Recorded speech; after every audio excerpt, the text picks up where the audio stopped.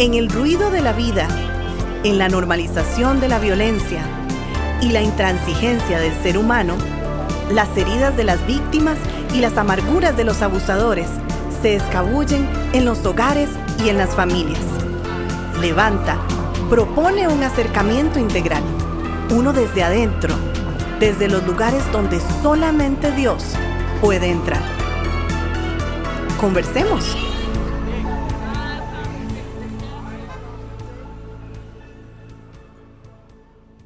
Cada uno de nosotros, usted y yo, tenemos un papel relevante en contra de la violencia doméstica. Esto debe de quedarnos muy claro. Parte de la concientización. A partir de una concientización así, empezamos a ser instrumentos del Señor, anticipos de un reino donde se va a procurar la justicia. Para continuar con la segunda parte de la importancia de una red de apoyo funcional, cuento como siempre con el privilegio de mi amigo, pastor Alonso. Te saludo en esta mañana. Gracias. Igual es un privilegio estar con vos y poder conversar, ¿verdad? Aquí en micrófonos y también fuera de micrófonos. Sí. Esas son buenas también. Correcto. Interesantes. Fuera de micrófono nos gustaría tener como esas grabadorcitas, bueno, ahora con los celulares. Sí, ¿verdad? Decimos, esta conversación que acabamos de tener, aquí la deberíamos subir de una para vez un podcast. para arriba. El problema es que a veces no resulta tan buena, ¿verdad? Sí. A veces sale cada Sí, locura. Sí, correcto. Pero bueno, a lo que vinimos entonces, la importancia de una red funcional. Bien, y continuamos con ese tema, ¿verdad? Como vos decías, de que todos seamos parte de una red funcional para contribuir a restarle fuerza. Y fue un poco lo que hablamos la semana pasada, restarle fuerza al acto violento que lamentablemente se ha generalizado en nuestra humanidad, ¿verdad? Aún dentro de los ámbitos familiares. Y permitime que haga una acotación Claro. acá. Es que me quedé, desde la semana pasada vengo dándole vueltas a esa frase tuya que utilizaste cuando decías que el acto violento potencialmente está en cualquier ser humano afectado por el pecado, cualquiera. El punto de la normalización, la generalización, es decir, desde cualquier perspectiva se responde desde la violencia, por ejemplo, desde un abuso de poder.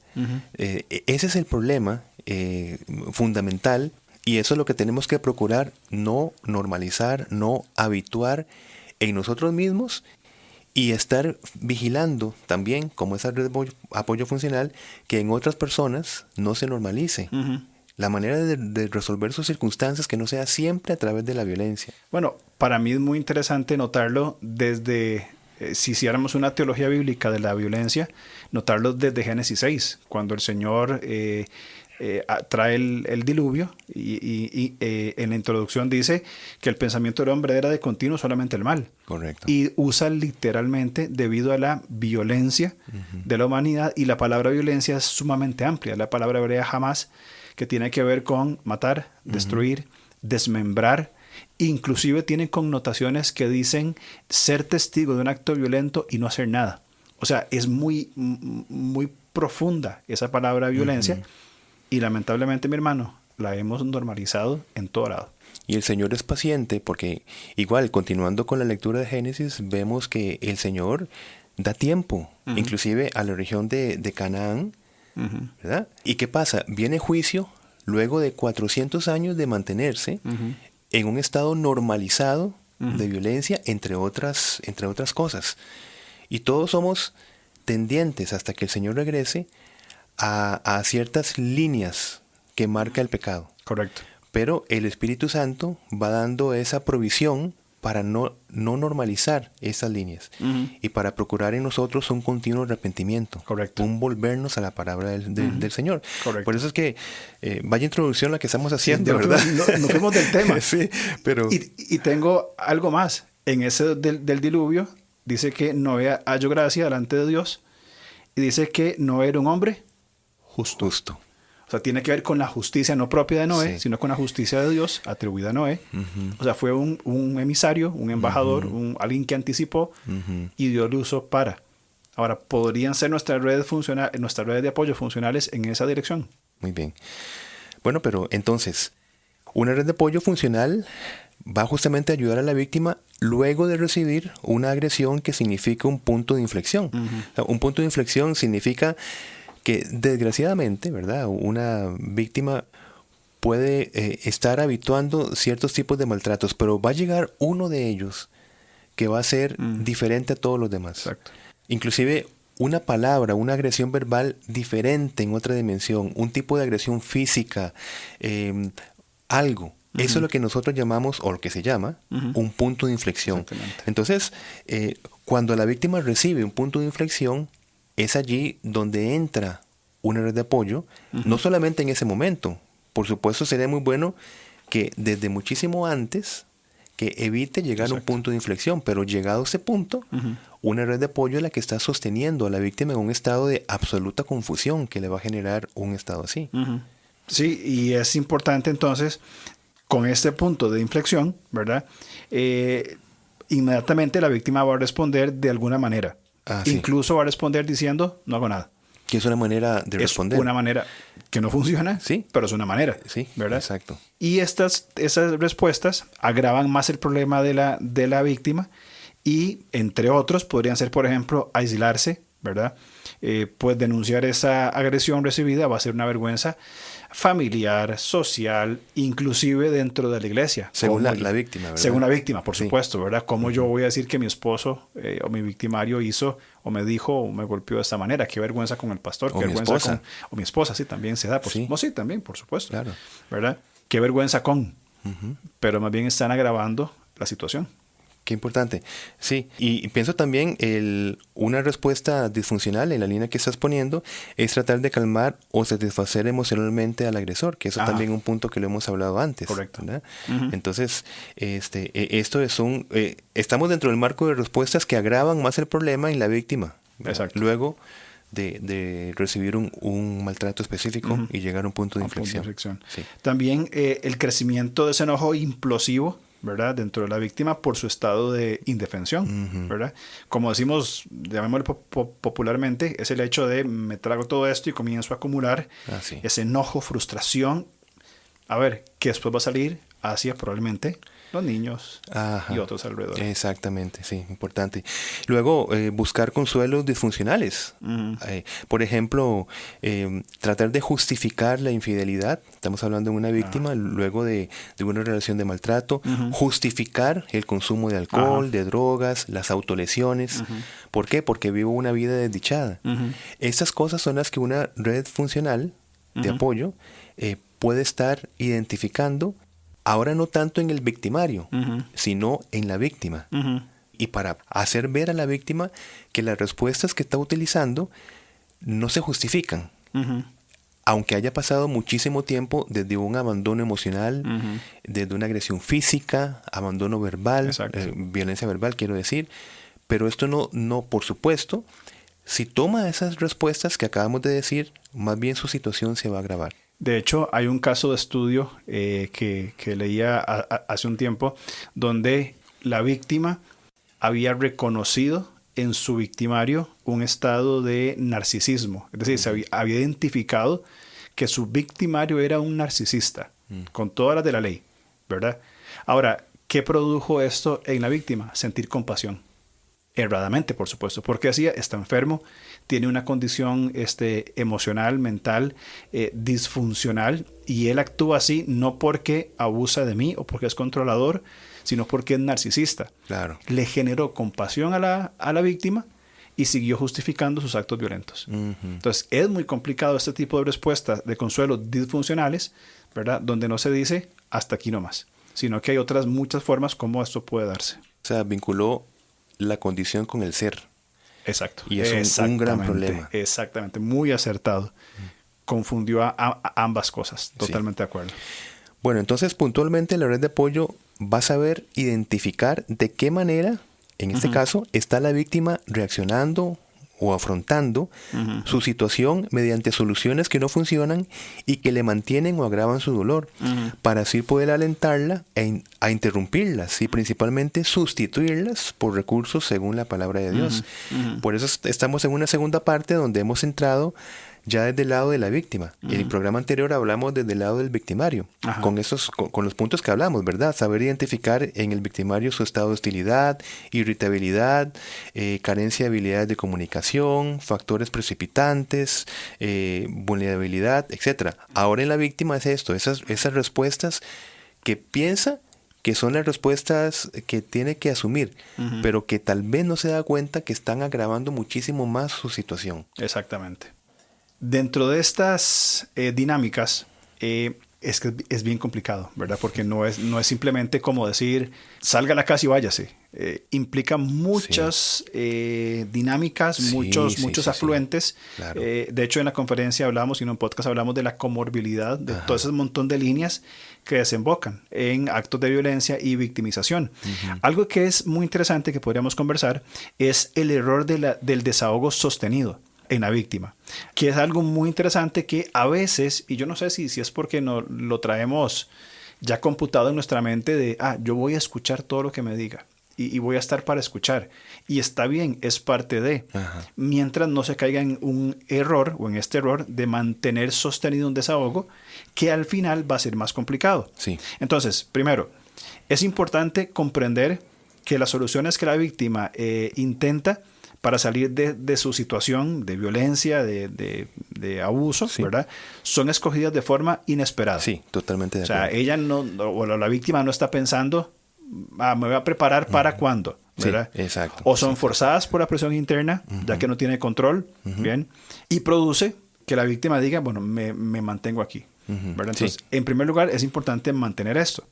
Ahora, ¿cómo podría entonces afectarnos? Y para seguir en esa línea, ¿cómo entendemos el concepto del desahogo sostenido? Sí.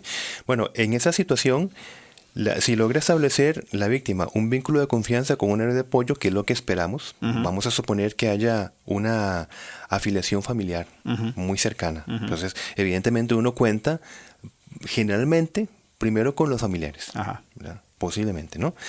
Ahora, parte de su catarsis, de esa explosión de lo que sucedió, será desahogarse del trauma sufrido, de la situación y de las sensaciones asociadas. Eso es, inclusive es necesario. Claro, por supuesto. Se necesita el desahogo.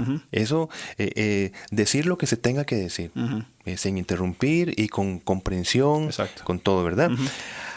Pero si quien ha sido víctima de alguna situación busca ser constantemente confortada, énfasis en constantemente, ¿verdad? Y tranquilizada emocionalmente, porque concibe como un apoyo, es decir, que la víctima busca que alguien le convenza de que no es incapaz ni culpable una y otra vez. Por ejemplo, dicha red de apoyo más bien va a confirmar en esta sobreviviente, en este caso, su incapacidad para afrontar por sí misma su situación. Exactamente. Es que estamos hablando de personas que luego de muchísimos años de mantenerse en una relación, igual con el mismo victimario, una y otra vez viene hablando de lo mismo. Exacto. Y esta no es una falta de compasión, es que es una manera efectiva de poderle ayudar. Porque si a los 3 meses viene por la misma situación, viene el desahogo y entonces viene una red de apoyo que le convence otra vez que no es culpable de la situación, que no es incapaz, que no es una tonta, que no es esto y lo otro, ¿verdad? Muy bien. Viene 6 meses y viene el mismo diálogo, viene el desahogo, pero en esa dinámica pueden pasarse años, ¿verdad? Eso es lo que estamos tratando de decir. Podríamos decir, te pregunto, podríamos decir que esto es similar a un estancamiento en el proceso para que la víctima pueda salir de su estado de víctima. Absolutamente, esa es la frase más adecuada, estancamiento. Es eso, es como esas llantas que están girando y que no salen de una situación. Y que uno generalmente, ¿qué hace? Pues busca un tronco, un palo. Ese tronco es lo que vamos a hablar a continuación, ¿verdad? Me parece muy bien esa ilustración, de verdad, me quedó muy, muy claro, ¿verdad? Porque es algo bueno. O sea, que la víctima se desahogue, como vos decías, es necesario, es parte de, pero no es todo. Y si se queda en ese patinar, pues va a permanecer ahí incontable cantidad de tiempo. Y en esa ilustración, digámoslo así, es la llanta la que sale. Exactamente. Cuando tiene un apoyo. Cuando tiene un apoyo. Exacto. Es decir, no es el tronco el que sale. El tronco se queda ahí. Exactamente. Y la llanta es la que sale de la situación. Sale para ser funcional. Correcto. Sí, correcto. Definitivamente. Ahora, ¿qué guión se escribiría a sí misma la víctima con la ayuda de dicha red de apoyo? O sea, ¿qué podría decir la víctima, verdad? Cuando hay un apoyo. Podría decir, yo dependo en vez de yo controlo, Yo controlo no significa, y creo que está por demás decirlo, pero es necesario, no significa ya no necesito de Dios ni de asumir una responsabilidad que la misma palabra constantemente nos exhorta, ¿verdad? Proverbios 4 nos habla en cuanto a esto, 4:25. Pon la mirada en lo que tienes adelante, fija la vista en lo que está frente a ti, en la NBI, ¿verdad? Sí. Entonces es importante recordar que justamente la violencia significa una pérdida de control en la víctima, que es lo que hablamos, el abusador viene a controlar. Y por ende, pierde una sensación de libertad y de crecimiento. Sí. Entonces viene simplemente un desahogo sostenido. Es importante esta aclaración. Hay palabras que levantan sospechas en el círculo cristiano, y con buena razón, porque el secularismo ha intentado sustituir los recursos del ser humano por los propios del ser humano. Exacto. Básicamente. Donde la voz de predicación es: ¿para qué necesitamos la idea de un Dios, cualquiera que sea, si en el ser humano se encuentran todos los recursos necesarios y suficientes para cualquier situación? Entonces de allí surgen palabras como autorrealización, autocontrol. Todos auto es de mi persona, no necesito nada más. Esto, por supuesto, que es una aberración según la dependencia como criaturas que tenemos ante un creador. Pero por otro lado, otra vez levanta sospechas cuando en círculos cristianos hablamos de la necesidad de control. Y es que tenemos que entender que justamente el control es una palabra muy significativa en una relación de violencia. Exacto. El victimario busca tener el control absoluto en todas las áreas de la víctima. Entonces, una manera que la víctima, sea cristiano o no, es asumir cierto control, un importante control en su vida, en sus decisiones, en su autoestima. Y por eso hablamos de que una red funcional que le está constantemente recibiendo el desahogo genera, como bien acabas de decir, la sensación de yo dependo o yo me voy a sentir bien en tanto escuche de la red de apoyo esto o lo otro, en vez de ir construyendo el yo controlo. ¿Y qué controlo? Termino con el punto, que la víctima empiece a controlar su autopercepción. Yo estoy siendo maltratada, porque el victimario le va a decir: te estás imaginando las cosas, ¿verdad?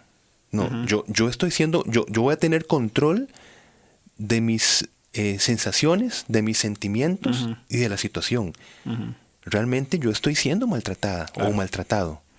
Y allí empieza un recorrido importante para ir asumiendo el control de la situación. Creo que es muy importante esa aclaración que hiciste en el sentido de entender correctamente lo que es control, ¿verdad? Tiene que ver con una correcta diligencia de nuestro ser integral delante de Dios, por supuesto. Pero es importante en este contexto el comprender correctamente lo que implica control. Es muy importante esta aclaración. Mi hermano, y te pregunto, ¿qué hacer entonces?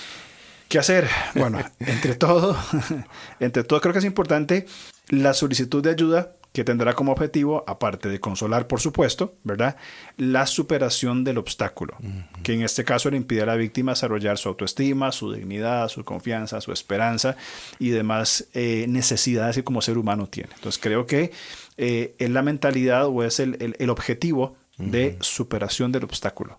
Entiendo entonces que el consolar es importante. Claro.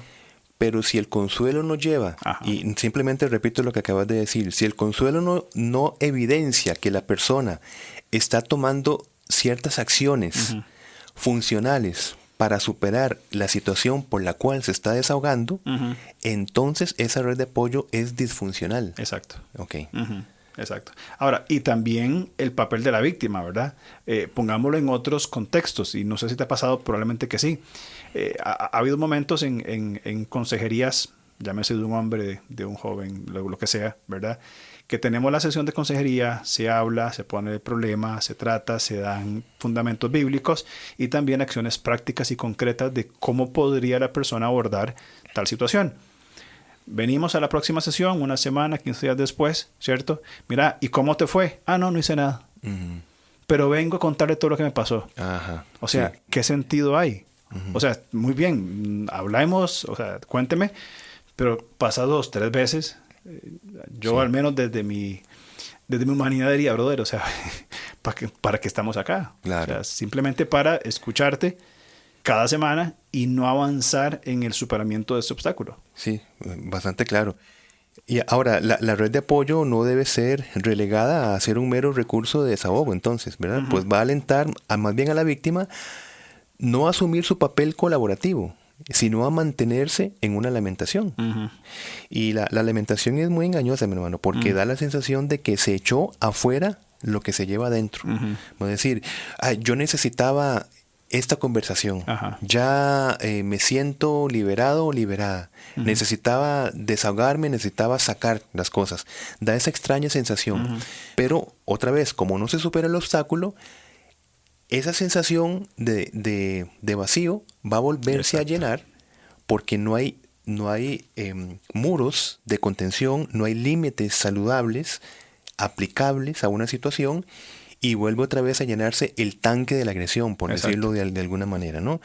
Y limitarse en todos los encuentros a tranquilizar a quien sufre maltrato no hace más que incrementar su tendencia a la lamentación y evita su punto de no retorno, ¿verdad? Exacto. Que implica enfrentar con firmeza amorosa el acto violento. Ujú. La lamentación es importante. O sea, tiene que suceder en un momento, Claro. pero como parte de un proceso que va a llevar a la víctima a tomar acciones concretas. Exacto. No a permanecer, como vos decías, en un estado de lamentación. Creo que es muy importante recalcar esto, ¿verdad? Entonces, en este proceso, lo que se procura es que la víctima entienda las consecuencias de mantenerse pasivamente en sus lamentaciones. O sea, si nos quedamos aquí lamentándonos de lo que ha pasado, vamos a seguir toda la vida y no avanzamos. Sí. Sino que más bien el apelo es a que se ocupe activamente a llegar a ese punto de no retorno. Es decir, cuando la red le ha sostenido, cuando ha recolectado las evidencias, cuando confronta, como vos decías, en amor. Es decir, aquí tengo esto, esto y esto, y hay una confrontación. Se avanza, hay una ocupación activa en el hecho de cómo se puede avanzar. Entonces, en ese caso, la red de apoyo, sabrá acompañar, ahora sí, consolar, alentar, llorar con los que lloran, bien, pero va a cuidar a la víctima de no alimentar su identidad de víctima, es decir, a no revictimizar, ¿verdad? Sino acompañarla en un proceso que debe terminar en este punto de no retorno. Sí, muy interesante, porque en ese proceso de salir del punto, se llorará y se sufrirá. Exacto. Es decir, no es que tomo la decisión de poner límites saludables y ya todo va a estar bien y todo se va a solucionar. No. Puede ser un camino escabroso, pero es un camino donde se está, valga la redundancia, se está avanzando, se está caminando, se está saliendo por el medio. Entonces, ahí sí aplicaría yo lloro con el que lloro. Exacto. Sufro con el que sufro, río con el que río, pero mientras esté caminando. Porque está caminando a un punto de no retorno. Exactamente. Y en este camino hacia el punto, es decir, llego a ese punto y no me devuelvo, Claro. es válido el llanto, el miedo, la incertidumbre, la frustración, pero mientras esté avanzando. No todo eso encajonado en una revictimización de pobre de mí de lo que estoy pasando. Correcto. Entendiéndose bien el marco de lo que estamos hablando, ¿verdad? Las decisiones pueden ser altamente sensibles. Sí. Para decirle no al maltrato significa renunciar a muchas expectativas que antes se tenían y esto no es sencillo. Pero si no se avanza, mi hermano, no solamente la persona sufre, sufrirán las personas también como esos testigos de violencia si hay niños, hijos, etc. Y bueno, estamos hablando, para cerrar el punto, de 2 errores que la red de apoyo al menos debe identificar en la víctima. Primero, el error del desahogo sostenido. Ajá. El otro punto es la resignación en la víctima. Caso contrario, dentro de actitudes que no ayudan a quien está sufriendo un trauma relacional, es asumir una forma de rendición diaria. Una renuncia a reaccionar ante cualquier cosa. Qué interesante. Ese es el otro lado de la moneda. Totalmente. Se resigna, renuncia, no hay nada que hacer. De hecho, me acuerdo de un caso de alguien que nos comentaba en Levanta que nos decía, pero yo pensaba, decía la víctima, que esto era normal, porque a mi abuelita la abusaron, a mi mamá, a mis tías, a mis hermanas, y yo simplemente estaba esperando el momento en que yo también fuera abusado como algo normal. Resignada. Resignada absolutamente. Y es un error a la cual la red debe apoyar en esta dirección. Porque vos hablabas de identidad de víctima. Me gustó muchísimo esa frase, ¿verdad? No alimentar la identidad de víctima. Ajá. Pero en este caso, la víctima decide no hacerse la víctima. Claro. Pero en su incapacidad para avanzar y reaccionar, asume una actitud como si ya no hubiera nada que hacer, como lo que estás diciendo. No hay desahogos, no hay solicitud de ayuda, sino una progresiva retirada de la idea de que algo nuevo puede valer la pena. Entonces es otra vez el otro lado. Exacto. Una red de apoyo sabe que hay una normalización de violencia y dice, qué extraño, esa persona no pide ayuda, no se lamenta, no se desahoga, no habla de la situación. Entonces está en presencia, debe saber identificar que se está en presencia de una resignación en la persona. Entonces ve qué importante es tener al menos estas dos columnas muy bien presentes para hacer una buena red de apoyo funcional. En el programa anterior comenzamos diciendo que parte de la función de la red de apoyo es traer esperanza.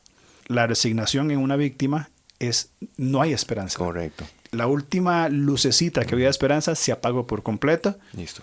Y cuando se apaga la esperanza comienza la resignación. Es decir, no hay nada que hacer. Ojo, así hay personas viviendo hace muchísimos años. Así me tocó. Es la ficha que me saqué en la vida. Ajá. ¿Ves? Y pueden culpar al destino, pueden culpar a Dios, a mis papás, Claro. a ella misma. Yo fui el que elegí a esta persona. Sí, esa es una actitud muy estoica, ¿verdad? Sí. Así son las cosas y listo. Ese es el destino, las circunstancias y ya está. Y comienza una falsa resiliencia.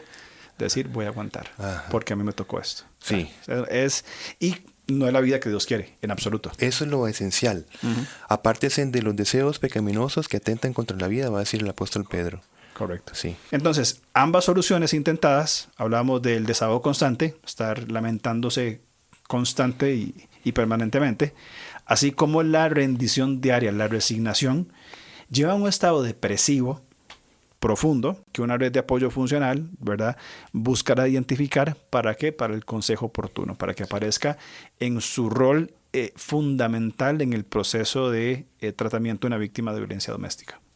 Mira, estoy altamente complacido de verdad por este conversatorio, porque creo que señalar, al menos puntualmente, estas dos situaciones nos damos, ¿verdad?, como pueblo de Dios, herramientas necesarias para poder confrontar y ser bien funcionales en contra de la violencia doméstica. Si nosotros empezamos a aplicar por lo menos la buena observación, ya empezamos entonces bien con el primer paso. Exacto. Si podemos ir viendo actitudes, acciones, palabras normalizadas, constantes, Sí. estamos cumpliendo un rol importante. Y llevémoslo más ampliamente a lo que hablábamos antes sobre el concepto de la justicia del reino de Dios. Así es. Ahora me doy cuenta que esto no es correcto, que esto no va en función de la justicia de Dios. Y mi rol en este mundo, más allá de asistir a un culto cada domingo, que es muy importante, mi rol es voy a estar presente en la vida de una persona que sufre. Así es. Entonces, ahí está la iglesia presente. Mi hermano, y en esa formación de redes de apoyo funcionales, te propongo un tema para la otra semana. ¿Ok? Ve Démosle. el título. A ver, La adaptación paradójica a la violencia doméstica. ahora sí. ¿Está bien? Digamos que sí, porque no se puede decir que no. Bueno, tenemos una semana Una semanita para entrar al tema. para entrar al tema. Démosle exacto. entonces. Hablamos la otra semana. Si Dios lo permite, para que nos acompañen en esta serie que va a estar realmente muy, muy, muy interesante. Por supuesto que sí. Gracias por tu tiempo y estamos hablando entonces. Chao, mi hermano. Vamos. Gracias por escucharnos. Estamos listos para seguir conversando a través de nuestras redes sociales. En Instagram, búsquenos como @levantacr. En Facebook, como LevantaCR. O contáctenos al correo alonso@levantacr.org.